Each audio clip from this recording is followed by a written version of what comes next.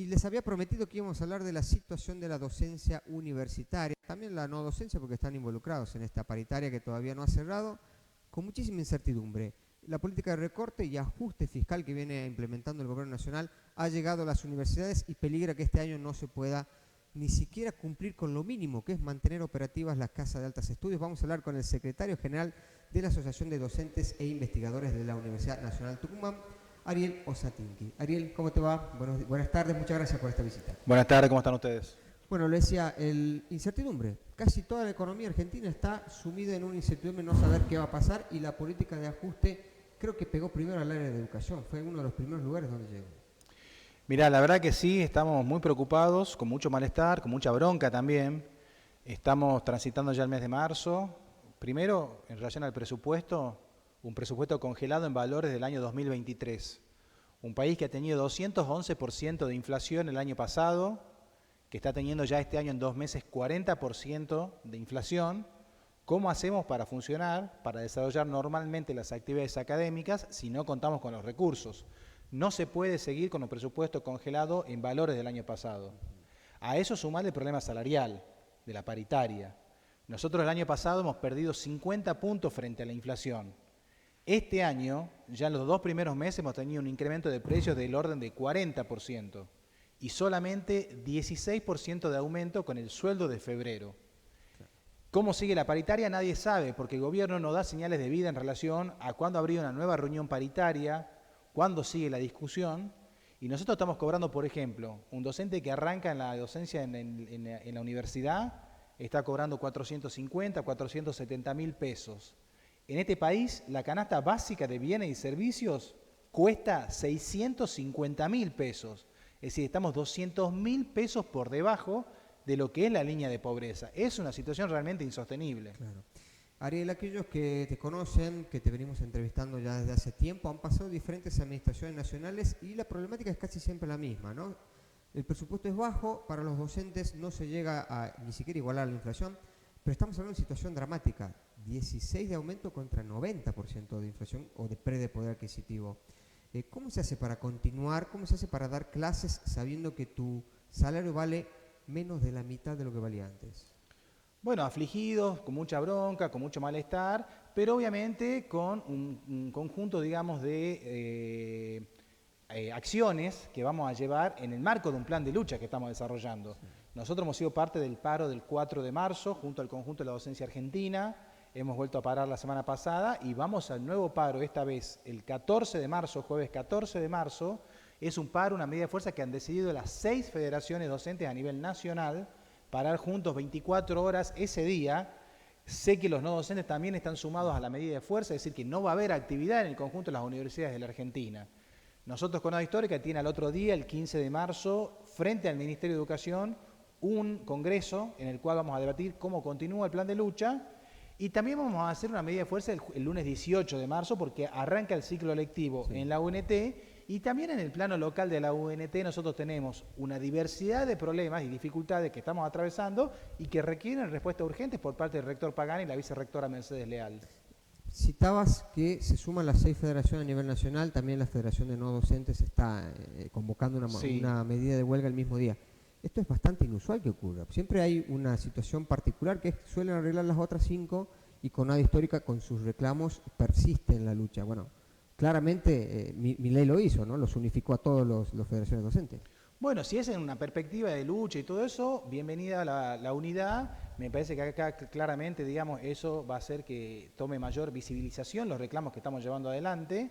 Pero bueno, acá claramente Milei expresa una avanzada muy preocupante en relación a la privatización de la educación. Pero Milei no es el único. Nosotros ya venimos atravesando hace mucho tiempo. Vos no te olvides nunca que la dictadura pasó las escuelas primarias al nivel de las provincias, el menemismo pasó la secundaria, y por ejemplo en el caso de la universidad, uno de los grandes problemas que estamos teniendo este año es el arancelamiento. Se está cobrando en distintas escuelas o facultades 50.000, 30.000, 70 u 80.000 pesos de arancel. Y eso tiene que ver con algo que la Ley de Educación Superior del menemismo del año 95 posibilitó, abrió la puerta a que se pueda cobrar estos fondos.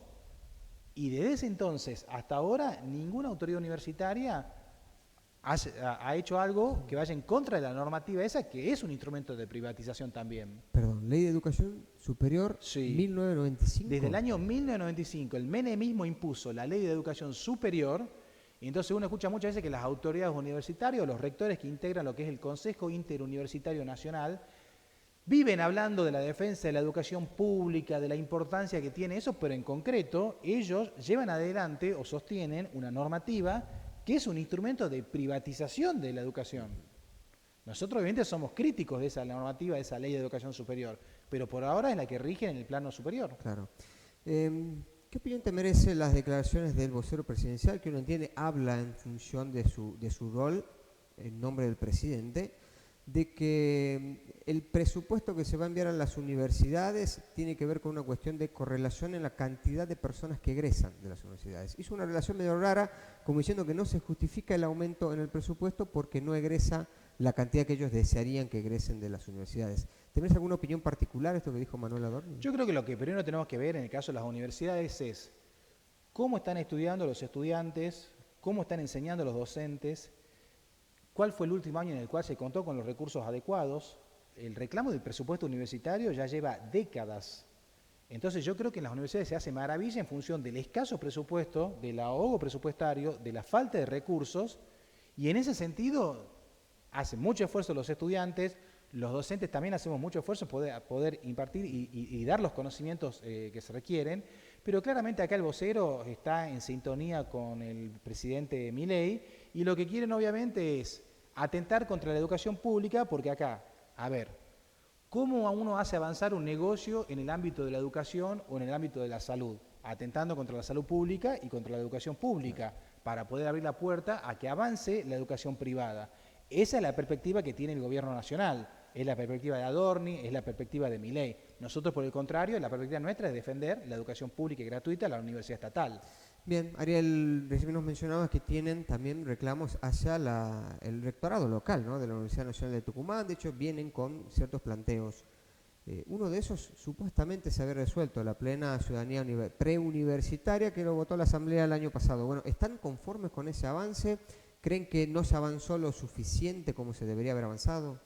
Mira, lo que te quiero decir en relación a la Asamblea Universitaria primero es lo siguiente, para que quienes están viendo puedan entender de qué estamos hablando. Es una asamblea que arrancó en el año 2014. Estamos en el año 2024 y después de 10 años no han podido siquiera implementar nada de lo que han debatido y han resuelto ahí. Primera cuestión. Segundo tema, el reclamo de la ciudadanía preuniversitaria. Las 8 escuelas preuniversitarias parece que siguen en el medioevo, porque no pueden votar ni pueden ser elegidos. El año pasado se llevó a debate a fines de noviembre el tema en la Asamblea Universitaria, que volvió a funcionar luego de mucho tiempo. ¿Sabes lo que hicieron? Incorporaron a lo que es el órgano de gobierno, el Consejo Superior, una sola persona en representación de 8 escuelas preuniversitarias. ¿Quién es? Qué casualidad, el director o la directora del Consejo de Escuelas Experimentales, que es designada por las autoridades. Es decir que estudiantes, docentes, no docentes, graduados de las 8 escuelas preuniversitarias no van a tener o van a seguir sin tener representación en el Consejo Superior. Después se incorporaron, sí, 3 o 4 personas a la Asamblea Universitaria a futuro, pero la Asamblea Universitaria se reúne no con regularidad. Lo que funciona de manera cotidiana es el Consejo Superior. ¿Cómo vas a incorporar solamente una persona de 8 escuelas preuniversitarias? Entonces, con esto lo que te quiero decir es que estamos muy lejos de que se esté desarrollando en ese debate un genuino proceso de democratización, bajo ningún punto de vista. Van a continuar con una universidad cuya estructura obviamente no es de los tiempos actuales. Claro. ¿Crees que pueden llegar a tener o hacer eco o recepción los reclamos que tengan con el rectorado cuando el mismo rectorado está reclamando mayor presupuesto y otras cuestiones como parte del Consejo Interuniversitario al Gobierno Nacional? ¿O cree que eso va a ser una excusa también para poner trabas a alguna solución que puedan plantear ustedes? Mira, yo en relación a lo que decide el rectorado y las autoridades, el rector Pagán, la vicerrectora Mercedes Leal, la verdad que no sabemos cuáles son las acciones concretas que están llevando en relación al reclamo de presupuesto. Sí hemos escuchado algunas voces, algunas cuestiones que hayan o que han firmado algún documento, pero en acciones concretas no conocemos, desconocemos. Por otro lado, son autoridades que no se preocupan para que el convenio colectivo de trabajo tenga plena aplicación en toda la UNT. Nosotros tenemos muchos problemas de violación del convenio colectivo de trabajo. Existe el arancelamiento. Si vos sos parte de una universidad o una gestión que defiende la universidad pública, ¿por qué permitís que se cobren aranceles en facultades y en escuelas? Entonces, todos los que integran el Consejo Superior se llenan la boca hablando de la defensa de la educación pública, pero son los responsables de cobrar aranceles.